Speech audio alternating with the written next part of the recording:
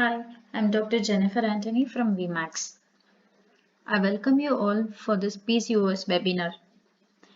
Are PCOD and PCOS the same?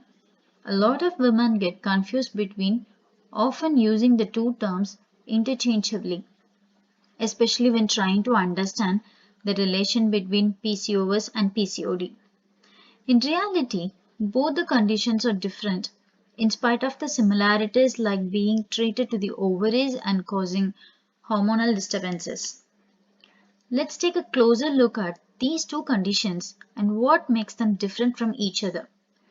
All women have two ovaries that release an egg alternatively every month. The ovaries produce androgens or male hormones in minute quantities. PCOD is a condition where the ovaries release a lot of immature or partially mature eggs which eventually turn into cysts. Some of the common symptoms are abdominal weight gain, irregular periods, male pattern hair loss, and infertility.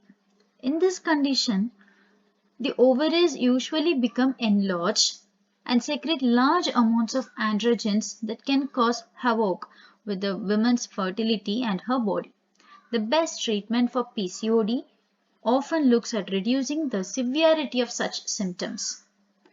Coming to the PCOS, the ovaries produce higher levels of androgen than usual, which interferes with development and release of the eggs. Some of the eggs develop into cysts, which are the little sacs filled with liquid. Instead of being released during ovulation, these cysts build up in the ovaries and at times even get enlarged. PCOS is a serious condition. PCOD is not considered to be truly a disease since with the right diet and exercise it can be managed. PCOS on the other hand is a metabolic disorder. PCOS is a endocrine system disorder while PCOD is a condition developed by the imbalance of hormones. It is believed that hormonal imbalances and genetics play an essential role in both conditions. The theory is that high level of male hormones prevent ovaries from producing eggs normally. Insulin resistance and inflammation have also been linked to excess androgen production. PCOD is more common in comparison. Almost one-third of women around the globe suffer from PCOD. PCOS has a low number of patients. Let's see the impact of PCOD and PCOS on pregnancy.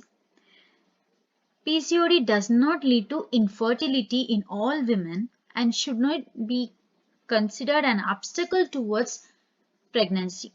In about 80% of cases, women can possibly conceive with a little aid and experience a smooth pregnancy.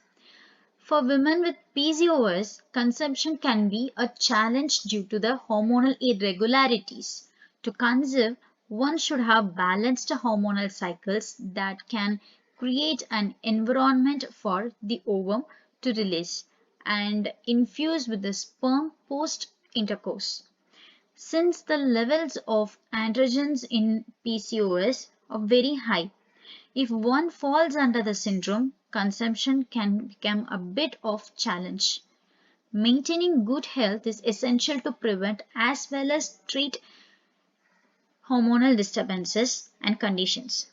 The best treatment for PCOD and PCOS will include timely diagnosis and the appropriate steps that can help overcome the syndrome and make the journey towards conception a success. When coming to the pregnancy with PCOS, the probability of complications associated with pregnancy and delivery is higher in women with PCOS. Some of the complications are the risk of miscarriage in early pregnancy, high blood pressure, diabetes during pregnancy, and body swelling after 20th week of pregnancy or preeclampsia, preterm birth, and C-section delivery. Of course, with the right care and preventive measures, these risks can be lowered. And you could have a safe pregnancy and healthy baby. Some general guidelines are like monitoring blood glucose level while pregnant. Check your blood sugar level as often as recommended by the doctors. Understand from your ideal body blood glucose level should be maintained in the desirable level. Continue the insulin treatment as before if you are under the insulin treatment. And follow the recommended diet. Consult a qualified nutritionist for a diet plan tailored to maintain your optimum blood sugar levels.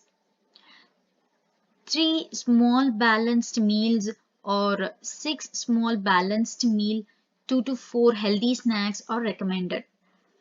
Exercise regularly and work to maintain a healthy weight gain that is prescribed by the dietitians. We at dietitians are there to help you to cope up with all these symptoms to have a healthy pregnancy. Take the prescribed vitamins regularly to ensure the healthy development of the baby, such as folic acid. Some doses may vary as the pregnancy advances, and it is crucial to follow the recommended dosage to minimize the risk of complications. Thank you.